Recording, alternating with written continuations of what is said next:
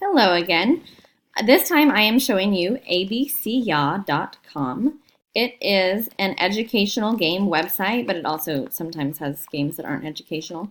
My students normally utilize this for the math games. So as you can see, it's divided by grade level. So I'm going to go to third grade. And then at the top, they have different categories. So if you need to work on letter recognition, anything with numbers is just math. Then there's seasonal for holidays. So like I said, it's not always educational. Strategy games and skill games. If you scroll down, you'll find all of the games categorized by color with the category at the top. So orange is all their letter games, working with words and different letters. So crosswords, letter blocks, sight words. Scroll down, math. So all sorts of different math games. Making 10, Drop Some. Dolphin Dash is a game my students really like to play that works on counting money. It has a component that's live, so you can play with your friends in class. So let's see how this goes. So you give yourself a player name. They always do something really silly, so they are talking about each other using, sorry, my dog is right next to me and has the sneezes. So they are always talking about somebody funny with their code name, and so that's kind of fun for them. So this is where you see who all's on right now or who's created a game. So my class tends to create a game. They create a private game, password, and give it to each other, and then that's how they play.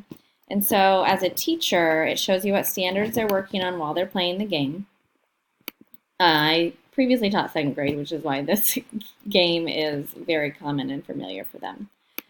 But yeah, and then at the top it has games divided into standards by grade level. So since I was a second grade teacher, we can go there.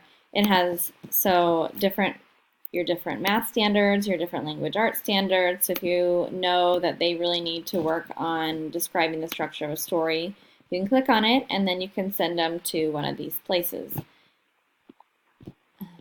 For teachers and parents, I've actually never went to this section, so let's see. You can get a membership, another blog, to read about different things within education.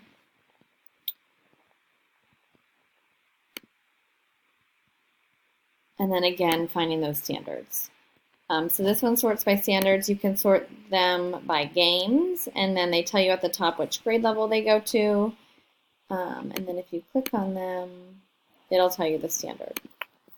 So this is a really great way to keep kids engaged when they're in stations, to practice skills that you know they might be a little bit behind on, or just to give them a fun way to be on technology during a free time and know that they're on something that is trustworthy, and you don't have to worry about them going somewhere and finding something that's inappropriate.